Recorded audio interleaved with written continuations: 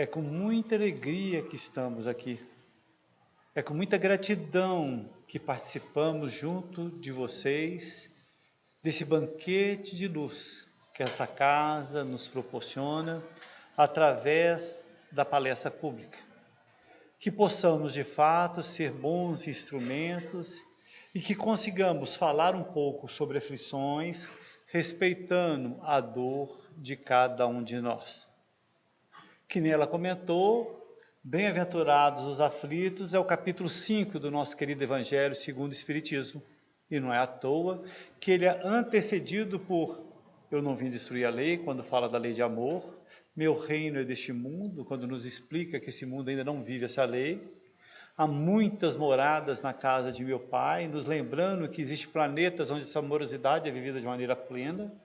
E ninguém poderá ver o reino de Deus se não nascer de novo, nos dando a reencarnação como caminho à perfeição. E esse capítulo ele vai começar com duas passagens evangélicas que eu vou pedir licença para ler. A primeira passagem está em Mateus, no seu capítulo 5, versículo 4, 6 a 10. Bem-aventurados os que choram, porque serão consolados. Bem-aventurados os famintos e os que têm sede de justiça, porque serão saciados. Bem-aventurados os que sofrem perseguição pela justiça, porque deles é o reino dos céus. Já em Lucas, ele traz a seguinte passagem: Bem-aventurados vós que sois pobres, porque vosso é o reino dos céus. Bem-aventurado vós que agora tendes fome, porque sereis saciados. Felizes sois vós que agora chorais, porque rireis. E nesse capítulo 6, logo em seguida, Lucas vai continuar. Mas ai de vós ricos, que tendes no mundo a vossa consolação. Ai de vós que estáis saciados, porque tereis fome. Ai de vós que agora rides, porque gemereis e chorareis. Com certeza Kardec não quis dizer que a riqueza é um impedimento para entrar no reino do céu. Mas ele nos deixa bem claro que indiferente de ser rico, indiferente de ser pobre, quem está procurando gozar esse planeta, quem está procurando realmente achar e viver para a matéria, ele não vai encontrar uma compensação no reino dos céus. Não é verdade? Então, quando nós, nesse estágio evolutivo que nós nos encontramos, quando nós somos agraciados ou quando nós somos punidos pela prova da riqueza, riqueza essa por herança ou por capacidade construtiva profissional de cada um de nós, nós temos o egoísmo e o orgulho que nos leva a usar o dinheiro para usar as pessoas. E de alguma maneira ou de outra a gente tem a tendência de enfiar o pé pelas mãos, o que vai nos proporcionar dores no retorno para a nossa casa. Dores que vão nos ajudar a aprender a sermos bons, porque tudo nos leva a ser bom. Kardec, ele vai ter 6 passos distintos nesse capítulo. Primeiro, ele vai comentar das justiças das aflições. É lógico que ele vai lembrar que quando Jesus está falando bem-aventurados, felizes, né? Os aflitos, ele não está falando que a felicidade vai ser encontrada nessa vida, que a felicidade vai ser encontrada nessa encarnação. Mas com certeza essa felicidade é algo que nós vamos encontrar no mundo espiritual. E ele vai usar de uma lógica que não tem como nós rebatermos a nossa paternidade, o nosso Criador, a inteligência suprema do universo, a causa primeira de todas as coisas, Deus. Nós não temos nem ideia do que é Deus. A gente consegue observar suas obras. E às vezes olhando para o céu e vendo 6, 7 mil estrelas, numa galáxia que talvez tenha 200 bilhões de estrelas, nós às vezes nos achamos os únicos, né? Olha a nossa incapacidade de interagir com essa obra. Essa obra que se estende para bilhões de galáxias, fala em 200 bilhões de galáxias. Tudo isso, meus irmãos, o Criador proporciona ao princípio inteligente, ao espírito individualizado e aos arcanjos e aos espíritos puros, como meios de interagir, de exercer sua ação e de evoluir. Então esse Pai que tem toda essa obra, e quando nós vamos ver através da natureza, que reflete a sua bondade, a sua ordem, o seu amor, nós não podemos duvidar que ele seja bom. Nós não podemos duvidar que ele seja soberanamente justo. Nós não podemos duvidar que ele nos ama. Por isso, eu acredito que Jesus usou essa palavra, Pai. Exatamente para nos mostrar que o nosso Criador tem para nós o sentimento paterno. O sentimento que nós temos pelos nossos filhos. Só que com uma grande diferença. Ele não falha, ele não erra. E nós, espíritos imortais, ainda em começo de caminhada rumo à perfeição, às vezes, para poder querer fazer o bem, às vezes a gente faz o mal, não é verdade? Às vezes a gente pensando que está agradando os nossos filhos, nós enfiamos o pé pelas mãos. O nosso Pai não erra. O nosso Pai fez leis magnânimas, fez leis maravilhosas, que vão ir fazer com que nós não tenhamos a capacidade de impedir o determinismo da nossa criação. E qual que é esse determinismo? A nossa angelitude, a nossa perfeição. Então Kardec vai falar que, se nós temos dores, de alguma maneira ou de outra, essas dores são reflexo de uma justiça. Essas dores, elas são reflexo de um objetivo bom, de um objetivo grande, de um objetivo maravilhoso. Então Kardec já vem logo de cara nos trazendo uma certeza que nós temos que ter dentro de nós. Nós nunca seremos injustiçados. Eu não estou falando que esse planeta não tem injustiça, mas de alguma maneira todos aqueles que convivem com a injustiça, ele não é um injustiçado. Porque ele só vai conviver com aquelas aflições, com aquelas dores, com aquelas dificuldades, porque no parâmetro do seu estágio evolutivo, junto com a consequência da sua atual vida e da sua vida passada, junto aos objetivos da sua vida futura, aquilo está dentro, aquilo cabe, aquilo é justo. E de alguma maneira, como a gente não entende, aquilo vai nos proporcionar uma possibilidade de crescimento, que nós podemos ou não aproveitar. Aproveitando, ótimo, seguimos para o próximo grau, seguimos para a próxima série, seguimos para a próxima prova. Não aproveitando, nosso Pai é maravilhoso, vai nos oportunizar quantas situações forem necessárias para nós aprendermos e recapitularmos aquela lição. Em seguida, Kardec vai nos lembrar de uma coisa que, se nós formos honestos conosco mesmos, nós vamos concordar com ele. Quando ele vai nos lembrar que a maioria das nossas aflições são consequências das nossas escolhas atuais. São consequências das nossas atitudes atuais. São consequências da maneira como nós caminhamos nessa humanidade rumo aos nossos objetivos. Se nós temos objetivos mais materialistas, às vezes nós vamos ter um casamento voltado pelo nosso objetivo. Às vezes nós vamos ter uma profissão voltada para esse objetivo. Talvez nós vamos ter escolhas voltadas para esses objetivos e nós vamos acabar, de repente, prejudicando pessoas em prol dos objetivos que nós queremos alcançar. E na nossa imperfeição, às vezes a gente acha que é normal. Porque tem muita coisa que é ruim, que é mal e que não deve ser feito, mas que a lei permite. É de acordo com a lei. Mas é engraçado que, principalmente, quando você vai ler o livro Céu e Inferno, esse é a quarta obra de Kardec, 1865, você vai ver através dos vários testemunhos, é um livro de testemunhos. Kardec vai entrevistar espíritos sofredores, espíritos medianos, espíritos bons. E é engraçado que tem algumas entrevistas que determinados espíritos que desencarnaram, e que foram pessoas honestas, pessoas direitas, pessoas certas aqui nesse mundo, quando eles chegam lá, quando eles vivem a lei de Deus, quando eles lembram dos seus projetos reencarnatórios, quando eles dão de cara com a necessidade da maneira de caminhar, eles viram que apesar deles terem sido honestos para o mundo, eles foram desonestos para Deus. E eles sofrem, em algum nível, essas atitudes.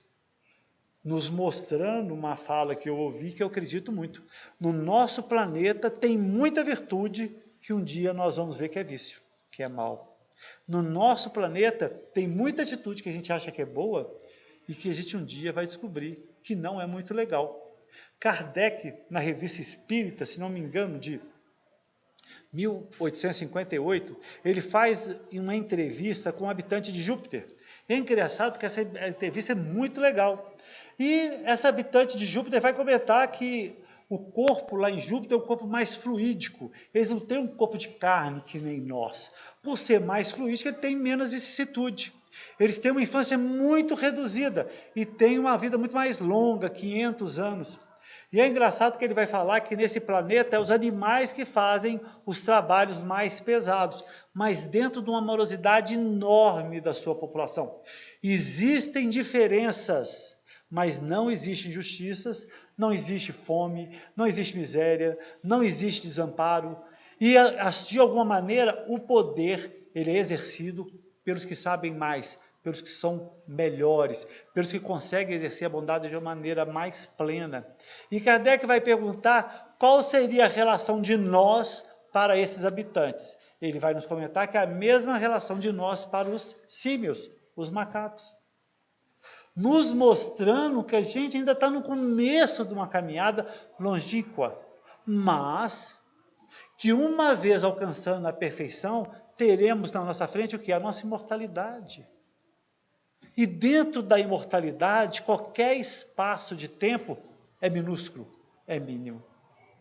Kardec, em seguida, então, das justiças das aflições, ele vai então nos lembrar que nós somos os causadores, da maioria das vezes, dessas nossas aflições. O modo como nós interagimos com o amor, o modo como nós interagimos com o trabalho, o modo como nós interagimos com os outros cidadãos, o modo como nós interagimos em todas as facetas que a sociedade nos coloca.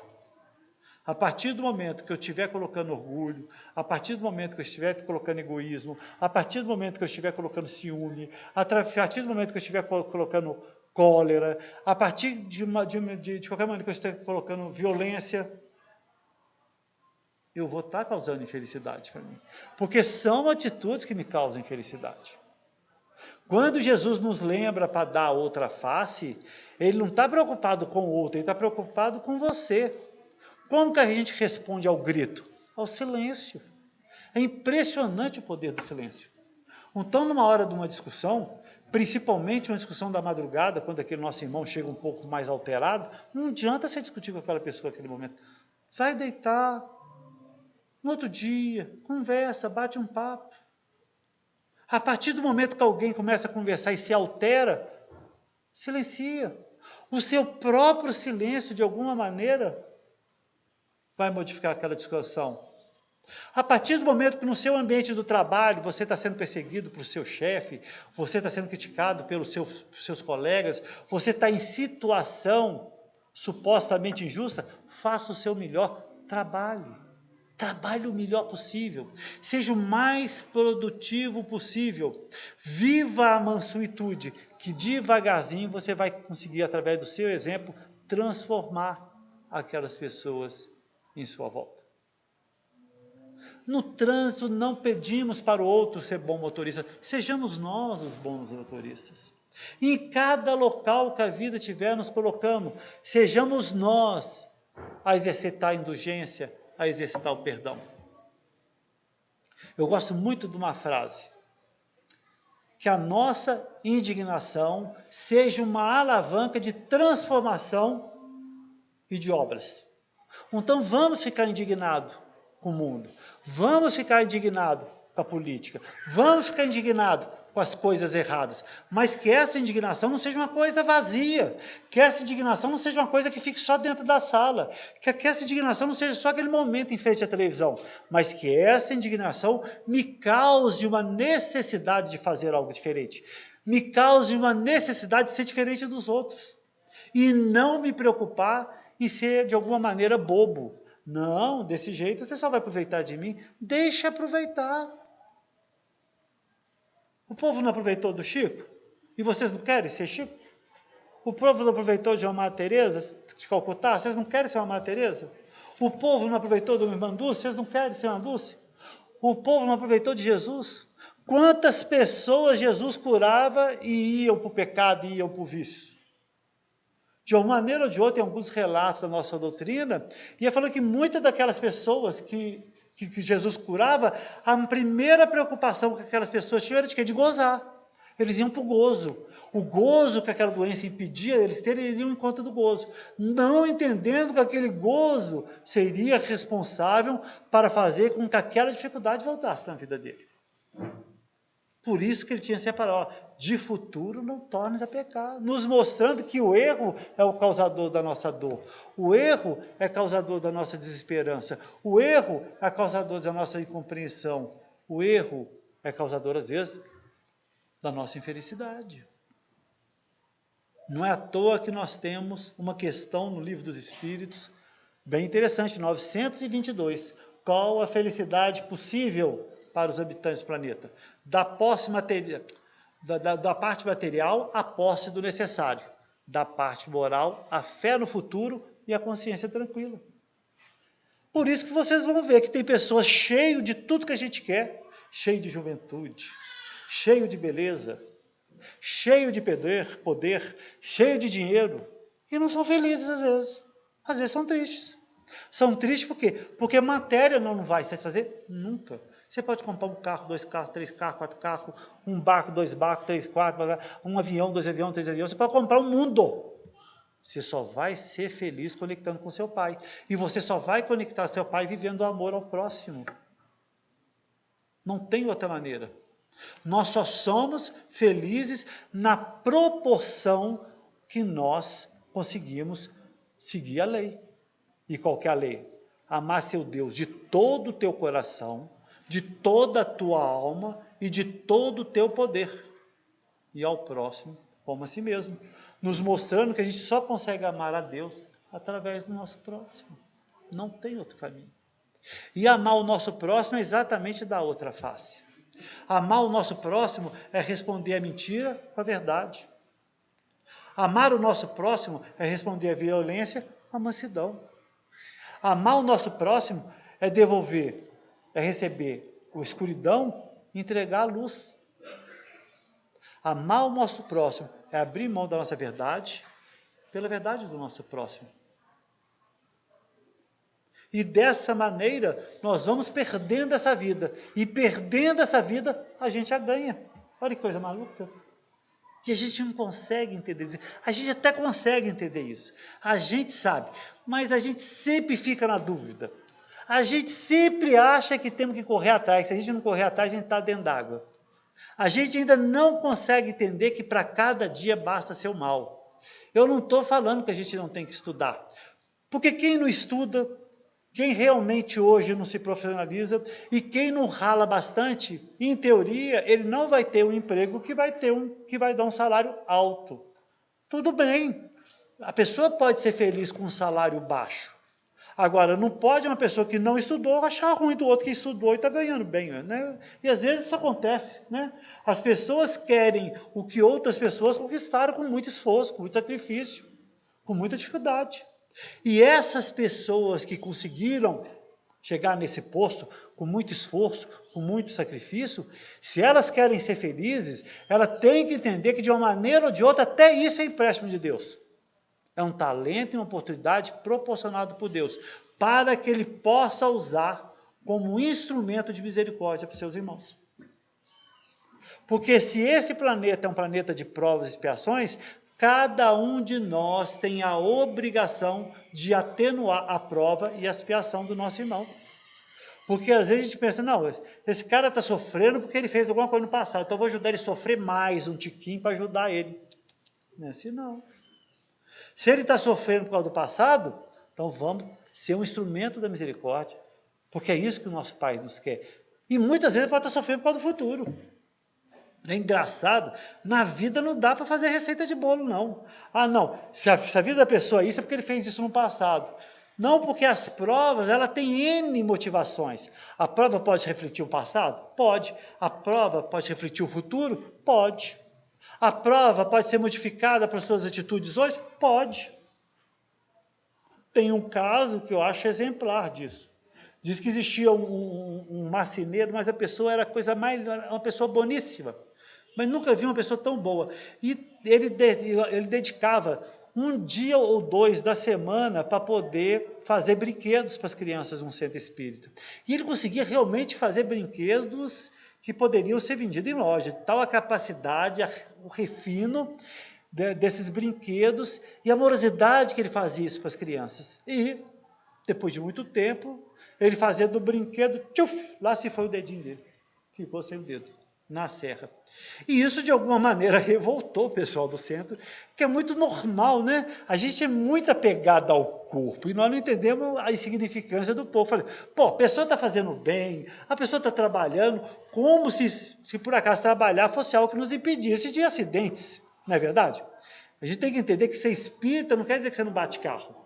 Ser espírita não quer dizer que você não vai ser assaltado. Ser espírita não quer dizer que você não vai perder um ente querido. Ser espírita não é que você não vai de encontro a alguma dificuldade, não. Ser espírita, você tem o conhecimento da imortalidade, você tem o conhecimento da reencarnação, você tem o conhecimento da pluralidade dos mundos, você tem conhecimento da lei de causa e efeito e usa esses conhecimentos para interagir com as suas dificuldades, com as suas aflições. E interagindo com essas aflições, com essa bagagem, você faz essa aflição ficar menor, mais restrita a esse momento. Mas eu sei que o centro já estava desandando, porque realmente era uma compressão muito grande, e os mentores dos grupos e o mentor da casa viu que ia ter que interagir. E interagiu, meus amigos. Deixa eu explicar uma coisa para você. Esse cabra reencarnou, foi para perder o braço. Se ele voltasse sem perder nada, ele não ia perdoar a gente, que a gente prometeu para ele. Então a gente fez ele perder o dedinho, nos mostrando que um ato de amor cobre uma multidão de pecados. Então, às vezes, muito das nossas dores já estão sendo minoradas pela nossa postura e pelos nossos objetivos.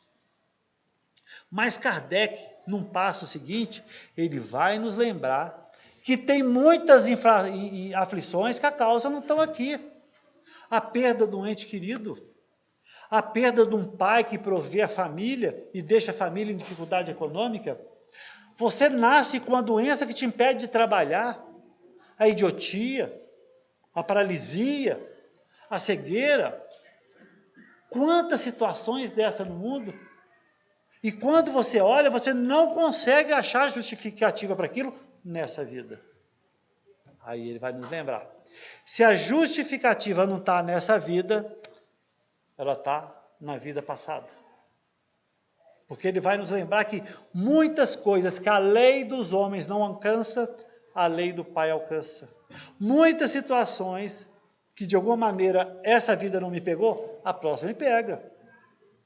Olha, me perdoa quem fuma, eu peço desculpa, mas uma pessoa que fuma e tem um problema médico aqui, é melhor, que ela já vai filtrar agora. Ela já vai, de alguma maneira, através dessa dor, desse sofrimento, dessa doença, chegar muito melhor no mundo espiritual. Porque às vezes uma pessoa fala, nossa, está com 90, fumei até hoje, nunca me aconteceu nada. Tudo bem, mas pode ter certeza que isso tem reflexo no seu perispírito. E quando ele desencarnar, esse perispírito vai ter problema para poder formar outro corpo. E vai levar para o outro corpo a dificuldade que esse corpo se salvou, por algum outro motivo. Às vezes, eu fui uma pessoa que fiz a minha fortuna subindo em cima dos outros. Que fiz a minha fortuna através da crueldade, sem ser desonestidade para os homens. Sendo muito esperto nos negócios. Realmente aproveitando as situações que se colocavam para poder usurpar os meus irmãos. sem problema, você não vai ser preso por causa disso, você não vai ser processado por causa disso. Mas, quando você chegar na verdadeira vida, você vai entender que não foi legal. E pode ser que você tenha uma vida de miséria muito forte. Mas, isso não quer dizer que todo mundo que tem uma vida de miséria foi um rico que se comportou mal. A grande maioria que tem a vida de miséria é anti-espírito e espírito evoluído que não tem identificação com matéria. Então, prefiro ver em uma situação que já não tem muito matéria em volta dele. Porque dinheiro dá trabalho também. Então, ele está mais livre para amar, para ver e para louvar e para ajudar os seus irmãos. E muitas vezes eles vêm para ver se eles aguentam a prova, se eles já estão dominando a matéria. Porque nós estamos aqui o quê? Para dominar as nossas sensações, em prol dos nossos irmãos. E vamos ver se a gente domina as nossas sensações. É só ver como é que a gente come. Será que a gente come para viver ou a gente come para empanturrar? Se a gente olhar as estatísticas, nós vamos notar que tem mais gente morrendo de comer do que de fome. Eu não conheço um que não abusa de açúcar, sal e trigo. Diz que não são 3 pozinhos brancos que não são muito saudáveis. Ou não é verdade? Por causa de quê? Porque dá prazer. Dá prazer para quem? Para o corpo. O corpo dá umas sensações que são parte da lei para me fazer eu comer, que era muito necessário. Imagina você na época das cavernas, que você tinha que correr atrás de uma manga, tinha que correr do leão e tal. Se você não tivesse a sensação para ir atrás de comida, você não comia e ia morrer de inanição. Ué. Só que tem que agora a comida está do nosso lado, agora não está de passa cartão, pede para o telefone, você não tem trabalho nem de comprar, ué. Chega na tua mesa. Ou não é verdade? E nós não conseguimos dominar a nossa sensação. Então, tem muitas provas que são para isso. As pessoas vêm para ver se naquelas dificuldades elas conseguem passar e seguir. Mas, muitas outras são reflexos do nosso passado que nós estamos construindo no nosso presente. Presente esse que é a construção do nosso futuro. A doutrina espírita é muito claro nesse sentido. Bem-aventurados os aflitos. Bem-aventurados os que choram, porque rireis. Bem-aventurados os perseguidos pela justiça, porque eles vão ser saciados. É palavra de Jesus. Desse capítulo, o Kardec vai nos lembrar uma coisa bem interessante da nossa doutrina e que muitas vezes a gente não compreende, que é o famoso esquecimento do passado. Mas por que eu não lembro? Se eu lembrar seria mais fácil. Será que seria mais fácil? Será que já não está bem explicadinho a necessidade de amar ao próximo? Acabou. Agora, o esquecimento do passado, ele só se coloca nesse estágio evolutivo que nós nos encontramos, porque no habitante de Júpiter não existe mais o sentimento de passado. Por quê? Porque eles já são capazes de se auto-perdoar. Então, eles já conseguem olhar para o seu passado e entender que aquilo ali foi um caminho evolutivo que levaram até aquele momento e são muito gratos pelo passado. Nós, nas nossas imperfeições, você vê que na própria vida de encarnado, quantas coisas que nós fizemos no passado que às vezes nos tiram a atenção hoje. Quantas atitudes nossas que às vezes a gente nos cobra com menos carinho. Como às vezes a gente ainda não consegue ter o auto-perdão para determinadas situações dessa vida. Imagina se nós víssemos da outras. E se nós estamos num contexto onde as pessoas em nossas voltas participaram do nosso passado, imagina todo mundo lembrando o que todo mundo fez. Se sem lembrar a coisa não é fácil, imagina você lembrando que foi, aquele lá me matou, eu matei aquele eu enganei, aquele outro me enganou, aquele eu estrupei, aquele outro me estrupou. Como é que eu ia conseguir viver no meio disso aí? Hã? Será que tinha jeito? Não tinha. Mas, apesar de nós termos o esquecimento do passado, todas as vezes que nós dormimos, e a gente sabe que quem dorme é o corpo, não é o espírito, nós encontramos com os nossos mentores, nós encontramos com o nosso passado e nós nos fortalecemos para as provas que foram normalmente escolhidas por nós. Por incrível que pareça, nós participamos das escolhas das nossas provas, da nossa vida. Nós nos escolhemos como nós íamos interagir com essa prova. mas a prova foi escolhida. Ah, eu escolhi nascer ali, mas qual que vai ser meu comportamento ali? Isso só a vida que vai me dizer. Não, eu escolhi ter um pai rico, mas o que eu vou fazer com essa herança? Só a vida que vai me dizer. Não, eu nasci num lar miserável, mas o que eu vou fazer numa situação de miséria? Só a vida que vai me falar quais vão ser as minhas escolhas. Não é verdade?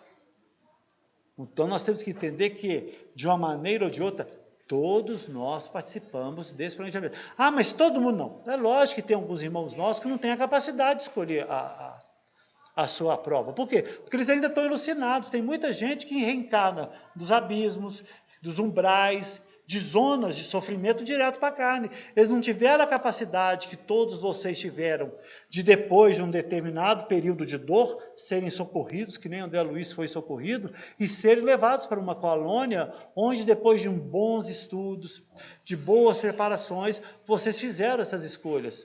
Vocês planejaram os seus corpos. Vocês reuniram as pessoas que iam estar interagindo com as suas encarnações.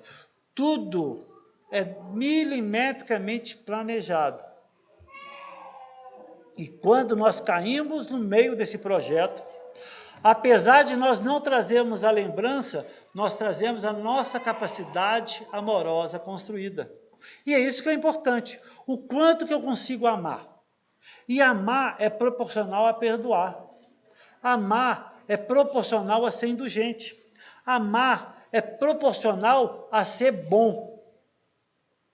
E quando você exerce a bondade, a indulgência e o perdão, você vive uma fé plena, que é a fé que transporta montanhas. As montanhas das nossas dores, as montanhas das nossas insatisfações, as montanhas das nossas incompreensões. Nós vamos chorar, mas vamos chorar com dignidade.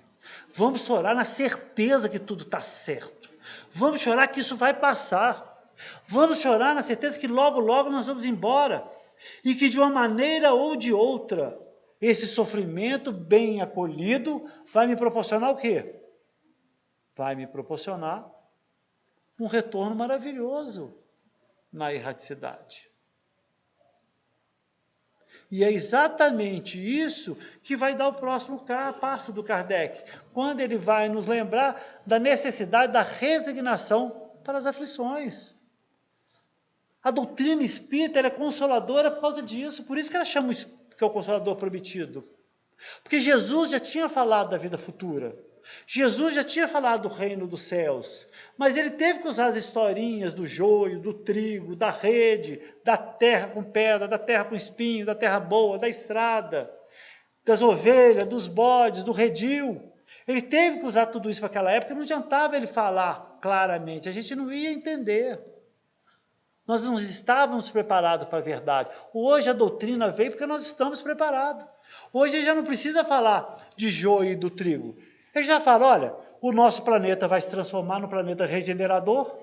Quem for um espírito neutro, 50% luz, 50% sombra, continua. Quem for um espírito rebelde, vai ter que ir para um outro planeta primitivo. Vai ter que ir para um outro planeta de pedra. Vai ter que ir para um outro planeta de muito mais dor e dificuldade. Não precisa esconder. Vai chegar uma hora que o bode vai ser criado das ovelhas. Por quê? Só as ovelhas vão ficar nesse planeta. Os bodes vão ter que ir para o outro. Está nos deixando claro que a nossa felicidade é proporcional à nossa capacidade de amar. Mas nos consola não nos pedir perfeição. Um espírito para habitar um planeta regenerador, ele não tem que ser perfeito, ele tem que ser neutro. E um espírito neutro é 50% luz e 50% sombra.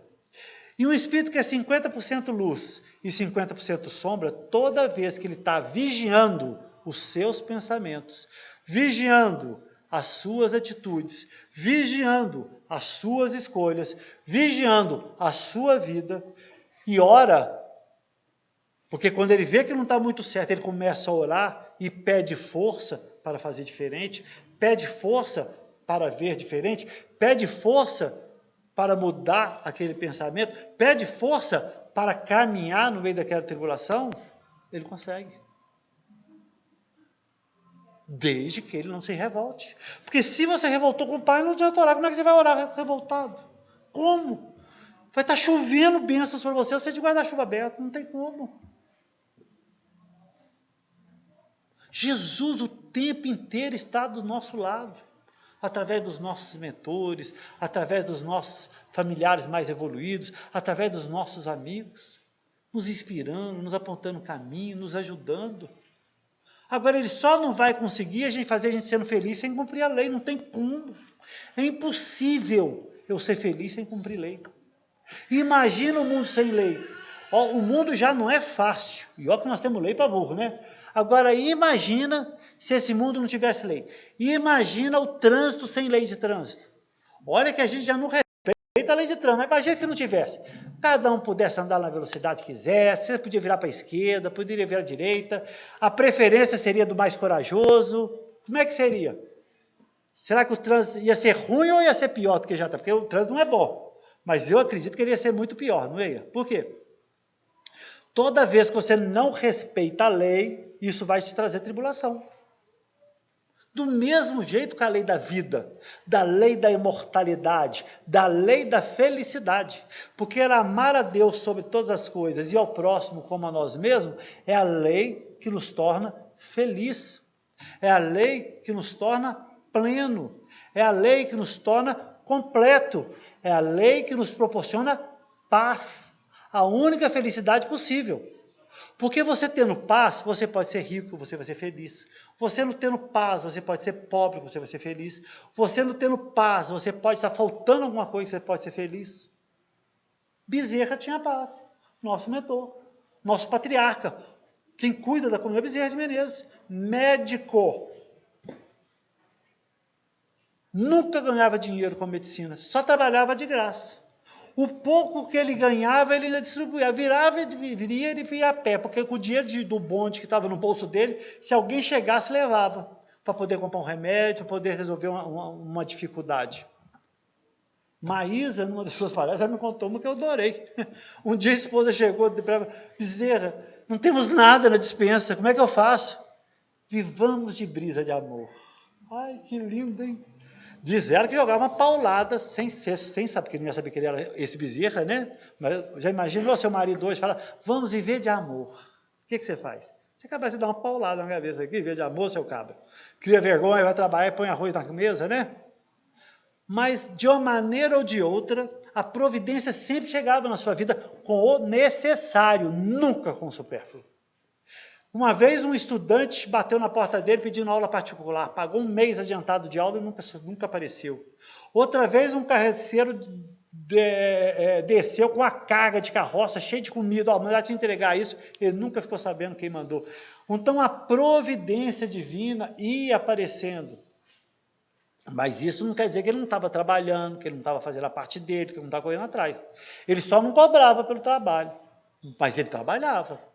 Porque se eu ficar em casa achando que as coisas vão cair na minha disciplina, não. Então, já que tem essa tal de providência divina, eu vou fazer o seguinte, eu vou ficar sentado em casa, jogando videogame, vendo televisão, dormindo, e eu tenho certeza que tudo vai cair dentro de casa. Não, não é assim, né, gente? Providência divina não é anarquia, né? A providência divina é uma situação que nos mostra que Deus olha por nós. Deus é um maestro que está coordenando essa orquestra que chama vida. Deus se faz presente na vida de todos nós. Isso que a doutrina nos deixa claro. Estamos interligados por uma rede de magnetismo que nos coloca nas situações, que nos coloca nos momentos, que nos coloca nos lugares, que nos coloca nas oportunidades, que nos coloca nos reencontros, que nos coloca nas possibilidades necessárias da construção da nossa felicidade, através da construção do amor, através do exercício do amor. Nazareno, em suas palestras, ele vai lembrar dos personal trainer do amor. Eu adoro o personal trainer do amor, né? Então, eu estou na erraticidade e eu descubro que eu tenho uma necessidade de vivenciar uma covardia, uma infidelidade, um roubo, uma trapaça, uma maledicência. Por que eu tenho que vivenciar essa situação? Porque, de alguma maneira, através dessa situação, eu vou adquirir paz. É através dessa situação que eu vou me reconectar. É através dessa situação que eu vou me apaziguar. E eu venho muito feliz, satisfeito. Eu saio do nosso lar rindo até aqui. Yes! Vou. E chego aqui, sofro a traição. E chego aqui, sofro a maledicência. E chego aqui, sofro a injúria. E chego aqui, sofro o roubo. E chego aqui, sofro a covardia. O que eu falo? Deus não existe. Ah, isso não é coisa de Deus, não é possível. Não, eu não pedi isso. E aí a gente começa a reclamar dessas pessoas. A gente começa a odiar essas pessoas. A gente começa a querer mal essas pessoas. Nos esquecendo que tudo que nós criamos, nós vivemos. Porque para mim desejar mal para alguém, eu crio mal em mim. Para mim ter ódio de alguém, eu crio o ódio em mim. Para mim ter mágoa de alguém, eu crio a mágoa em mim. E sou eu que vou viver esse sentimento. O outro só vai viver se ele abrir a carapaça dele, senão não vai abrir não. Agora, o que ele fez de errado, quando ele desencarnar, ele encontra. Porque você vê que tem pessoas que fazem mal a vida inteira e tem a cara de pau de não se arrepender, mas ele desencarna. E quando ele desencarna, não existe mágica.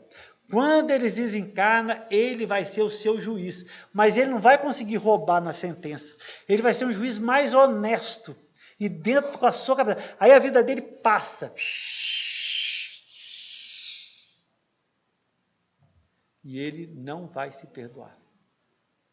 E ele vai sofrer.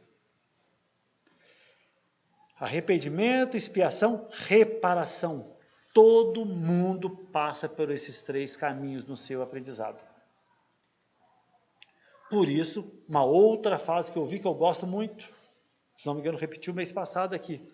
Deus permite que você faça o mal, Deus permite que o mal aconteça, porque através desse mal, você aprende a repará-lo. Então eu pego, Deus me permite eu fazer um mal para você. Por quê? Eu fazendo um mal para você, eu vou sofrer. Através desse sofrimento eu vou aprender. Eu aprendendo eu vou reparar. Eu reparando, eu quito com a lei. Fica 0 a 0, como se o mal não tivesse acontecido. Só que tem que eu sou uma pessoa melhor, eu não sou aquela pessoa que fez aquele mal. Eu posso fazer outros, aquele eu não faço mais. E aí eu vou saindo de simples e ignorante à perfeição. O grande problema nosso é que nós somos muito fissurados nesse período que vai do berço ao túmulo. Nós achamos que esses 60, 70, agora a vida já está chegando em 3 dígitos, né? Eu estou achando que já vai cada vez ser mais comum chegar aos 100. Nós estamos achando que a gente tem que ser, tudo tem que acontecer nesse período. Nossa felicidade tem que ser aqui. Tudo que é importante para nós tem que acontecer aqui. Tudo que nós desejamos tem que acontecer. Todos os nossos objetivos têm que estar aqui. A gente se perde, porque nada. A única coisa realmente que está aqui são oportunidades de adquirir uma amorosidade que eu não tinha. Eu reencarno para isso. Eu estava muito bem lá. Ó. Você imagina? Na cidade não tem dinheiro. Na cidade não tem juro. Na cidade não tem gasolina. Na cidade não tem tomate. É tudo 0800, é tudo plasmado. E vou vivendo, respirando. Tudo na mão. Até roupa. É lógico que dizem que quem tem bônus horas tem uma roupa mais brilhante. Quem tem menos bônus horas tem uma roupa mais feinha. Mas tudo vestido. Que nem Joana d'Arc, quando o Papa perguntou para ela, mas essas pessoas que vocês veem, elas estão peladas? E ela respondeu de um jeito muito interessante. Mas você acha que Deus não seria capaz de vesti-las? Não é verdade? E aí, meus irmãos? Será que nós não conseguimos, através dessa doutrina, colocar o interesse para depois do túmulo? Será que a nossa imortalidade não pode fazer parte da nossa vida, das nossas escolhas, dos nossos objetivos? Será que a imortalidade não pode ser parte da nossa encarnação? Porque é exatamente isso o remédio contra o suicídio e a loucura. E nós estamos numa época onde está tendo tanto suicídio, meus irmãos. É impressionante quantas pessoas desistiram da vida. Pessoas que, olha, assim, são bonitas, bem de vida, tão bem situadas. Eu falo que a única pessoa que não se suicida é pobre. Ele não tem tempo. Ele tem que correr atrás do prejuízo, o bicho já acorda com fome. Como é que uma pessoa com fome vai ter tempo de ter problema existencial? Ele não tem, ele tem problema de existência. Se ele não correr atrás daqueles 5, 10 reais daquele dia, ele está dentro d'água. Mas quantos jovens de família boa, instruído, com estudo, se matam. Se matam porque não acredita que vai ter algo depois do túmulo. Se mata exatamente porque os objetivos estão todos aqui. E quando você baseia a sua vida nessa reencarnação, não tem jeito, você vai ser triste. Porque quem está num planeta de provas e expiações, de alguma maneira vai sofrer maledicência, de alguma maneira vai sofrer covardia, de alguma maneira vai sofrer uma infidelidade, de alguma maneira vai viver com a mentira, de alguma maneira vai ser usado. Por quê? Porque são as situações que esse planeta proporciona. Aí eu pergunto para você, por que tu não nasceu em Júpiter? Olha, em Júpiter já não ia ter o corpo de carne, que em regeneração o corpo ainda vai ser de carne. Por que você não nasceu em Júpiter? Eu não nasci em Júpiter, eu não consigo plasmar um corpo de Júpiter. O meu perispírito consegue plasmar esse corpo aqui, bem grosseiro. E lembrando, um tom nazareno também, ele vai falar que os nossos corações ainda são muito pedra, muito rocha. E para você tentar cultivar em pedra, em rocha, você tem que usar o quê? Dinamite, explosivo. Não tem jeito de a gente quebrar pedra na picareta. Não, vou arar as pedras. Tem jeito de arar pedra? Não, tem que dinamitar. Ué. É exatamente essas provas que nós nos encontramos. Provas que estão nos ajudando aqui a amolecer os nossos corações. Mas ela só vai conseguir amolecer os nossos corações se nós aceitarmos com mansuetude e resignação as provas. Porque logo de cara, na instrução dos Espíritos, o nosso irmão diz que tem um bem e um mal sofrer. Porque se todo mundo que sofre fosse feliz, todo mundo vai ser feliz, porque todo mundo sofre nesse planeta. Não tem um que não sofre. Como se diz, a felicidade não é desse mundo. Infelizmente não é. Por quê? Porque no estágio evolutivo que nós nos encontramos, estamos muito materializados. E a matéria, ela é um empecilho à felicidade real. Por sinal, a gente não tem nem ideia do que é felicidade. A gente não tem nem ideia das maravilhas que o Pai criou para nós. A gente não tem ideia que sair daqui para o outro mundo é muito melhor. A gente acha que o bom é estar aqui. Não, está aqui que é joia. Aqui você vai ter um futuro pela frente. Aqui você vai ter um sucesso. Que sucesso? Você vai ser rico? Você vai ser dono de muita indústria? Você vai ser um presidente? Cuidado, hein? Tem muita gente que estão nessas posições e não são felizes. E, em compensação, está cheio de gente desencarnada feliz. Tem também desencarnada infeliz. Mas a vida nos mostra, né? Tem até aquela famosa, se fosse um homem de bem, teria morrido, não é verdade? Nos mostrando que normalmente são os melhores que vão na frente, os ruins ficam. Os ruins ficam por causa de quê? Porque precisa das provas, precisa das lições, precisa estudar mais um pouco. O bom já aprendeu, fui. Enquanto eu estou aqui fazendo, em um ano, o cara estudou 2, 3 meses, já aprendeu, já rachou fora. Eu continuo aqui, eu tenho que estudar.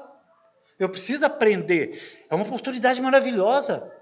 Um futuro depende dessa oportunidade minha. E o Pai vai estender essa oportunidade até o limite para nos proporcionar um retorno à casa melhor. Para nos proporcionar um reencontro conosco mesmo antes de partir. Quantas pessoas encontram Jesus num leito de morte? Quantas pessoas encontram Jesus quando eles estão num caminho de desencarne, através de uma doença irreversível? Quantas pessoas materialistas, egoístas, ébrios, encontram paz, encontram o Evangelho, encontram Jesus num leito de morte? Por isso que a gente não deve nunca fazer uma eutanásia. A gente não sabe o poder de 1 minuto. A gente não sabe o poder de 1 segundo na vida daquele corpo que está se desmanchando, está até fedendo, tanto está desmanchando, mas que ligado a ele está um espírito imortal, que em nenhum momento está se desmanchando, não vai morrer nunca. Mas de alguma maneira está se refletindo através daquela angústia, daquela dor, e vendo a sua insignificância, vendo o seu nada, de repente ele lembra de Jesus.